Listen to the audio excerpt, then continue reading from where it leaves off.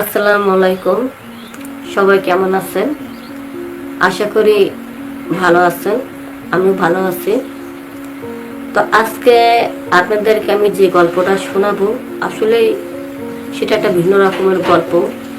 এটা কিন্তু কোনো নাটক বা সিনেমার কোনো গল্প না। এটা আমার জীবনে ঘটে যাওয়ার একটি ঘটনা আপনাদের সাথে শেয়ার করতে চাই। তো আমি গৃহিণী, আমি সবসময় বাসা থাকি। আমার একটা ছেলে সন্তান আছে। তো আমার স্বামী ব্যাংকে চাকরি করে। তো সে আমাদের যথেষ্ট পরিমাণ কেয়ার করে।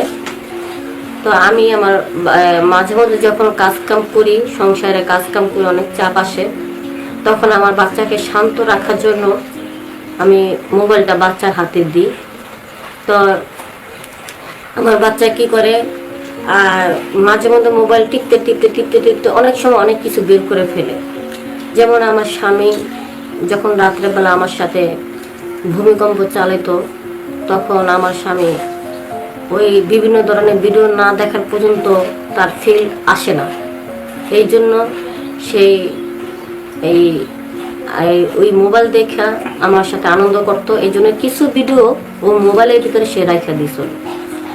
তো আমার বাচ্চা যখন ওই মোবাইল টিপতে টিপতে যখন এই ধরনের ভিডিও সেই বাড়ি করে ফেলেছে, তখন আর আমাকে আর কিছু বলেনি, চুপ করে সাউন্ড অফ করে সে দেখতেছে। আমি তো আর বুঝতে পারিনি, রান্না বান্না করতেছে, গুছগাছ করতেছে, এদিক দিয়ে তাড়াহুড়া করে এক জায়গায় যাবো। তখন আমি হুট করে এসে কি করলাম, ওই আমার বাচ্চাটা তখন ছোট ছিল, প্রায় 7 বছর বয়স, ছোট ছিল, 6-7 বছর বয়স ছোট ছিল। এখন আমার বাচ্চার সামনে আমি এক